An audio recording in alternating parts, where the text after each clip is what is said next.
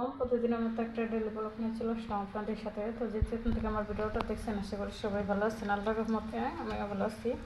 তো আজকে ইলিশ মাছটা দিয়ে পুঁই শাক আর কচুরমুখী দিয়ে তরকারি রান্না করব। এখন মাছটাকে সুন্দরভাবে কুটে বেছে নেব। মাছটা কুটে নিয়েছিলাম, তো 4 পিস হয়েছিল, মাথাটা রেখে দিছি, কারণ মাথাটা দিয়ে এরকম 2-1 পিস মাথা জমিয়ে ভাবছি কচু রান্না করব। তো রান্না করলে সেটাও আপনাদের সাথে কোনো একদিন শেয়ার করব।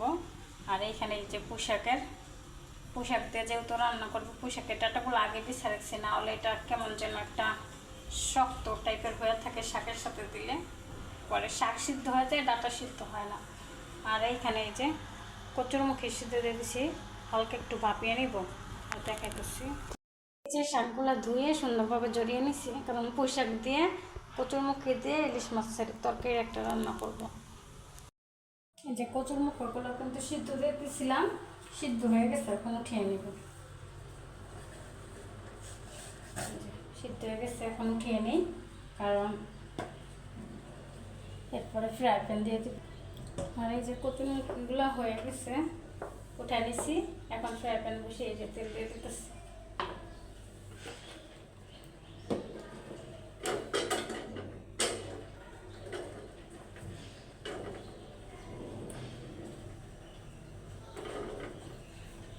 আর এখানে এই যে মাছগুলো আমি হলুদ মাখিয়ে আর লবণ দিয়ে মাখিয়ে নিয়েছি, এখানে মরিচ গুঁড়া দিই নেই আমি, সুন্দরভাবে ভেজে নেব।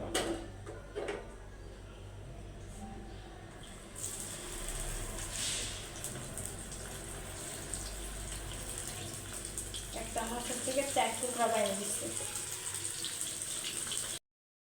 মাছটা এখন উঠিয়ে দিব। আমি অতটা কড়া করে ভাজবো না, হালকা একটু ভাজা দিয়ে নেব। ইলিশ মাছ এতটা কড়া করে ভাজলে এটার মজাটাই শেষ হয়ে যায়।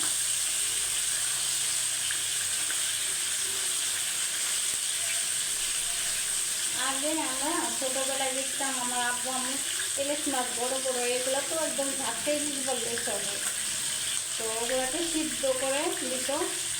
এতটা মজা, মানে সিদ্ধ ইলিশ মাছের ঝোল দেওয়া গরম ভাত বা পানি ভাত খেতে এতটা মজা লাগতো গরম ভাবে।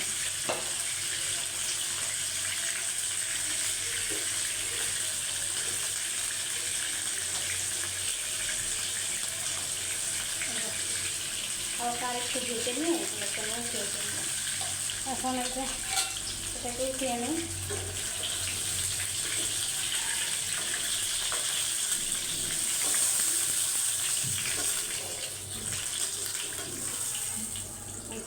মাছগুলো ভাজানো হয়ে গেছে, এখন ফ্রাই প্যানটা উঠিয়ে ফেলবো। আর এই যে ইলিশ মাছের তেল দিয়ে এই তেলটা রান্নাটা করবো, অনেকটা তেল বেরোচ্ছে, দেখা গেছে অনেকটা তেল বেরোচ্ছে, তো এটা দিয়ে রান্নাটা করবো।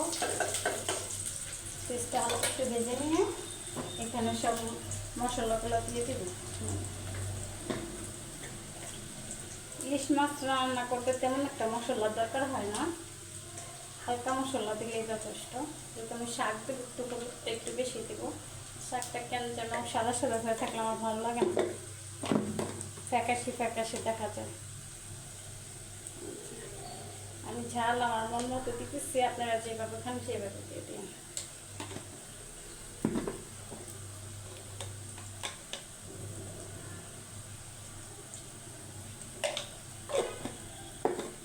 আর দিয়ে দেবো লবণ একটু। লবণগুলা কেন জানি মানে টিপার মধ্যে রাখলে ভিজে ভিজে উঠে, ভালো লাগে না, অল্প করে রাখি তারপরেও ভিজে উঠে।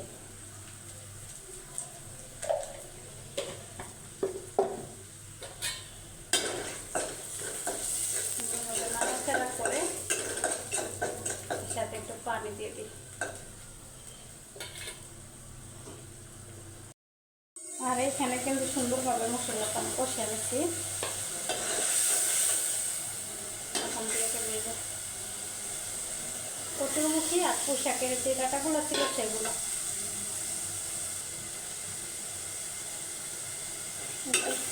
দিয়ে দিচ্ছি।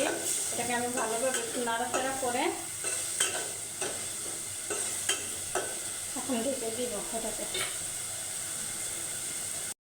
কচুরমুখিগুলো এখন আর পুঁই শাকের ডাঁটাগুলো থেকে কি সিদ্ধ হয়েছে কতটা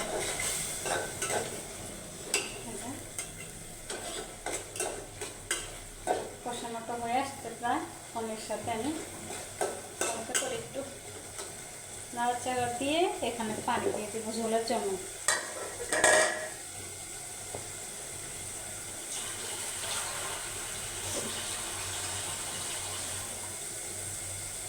যেহেতু শাকটা আজকে আমি ঝোল ঝোল করে রান্না করবো সেহেতু আমি এখানে পানি দিই, একটু বেশি করেই পানি দিয়ে দেবো। সুন্দরভাবে কষানো হয়ে গেছে।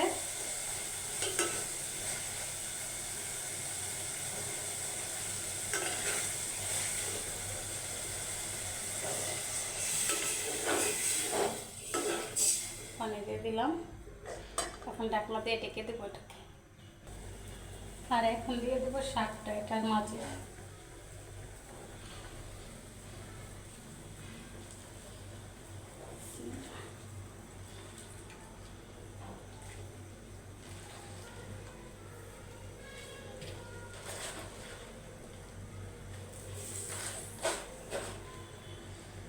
এটা ঢাকনা দিয়ে আমি ঢাকবো না, এইভাবেই থাকবে।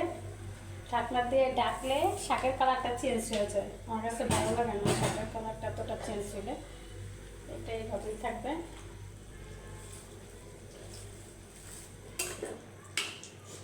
কে কে আমার মতো এই পুঁই শাক কচুরমুখী এগুলো দিয়ে ইলিশ মাছ খেতে পছন্দ করেন অবশ্যই আমাকে কমেন্টে জানাবেন। কয়েকদিন যাবৎ বৃষ্টি শুরু হয়েছে, জানি না আবার কি বন্যার কোনো সম্ভাবনা আছে কিনা। মাছগুলো দিয়ে দিতেছি।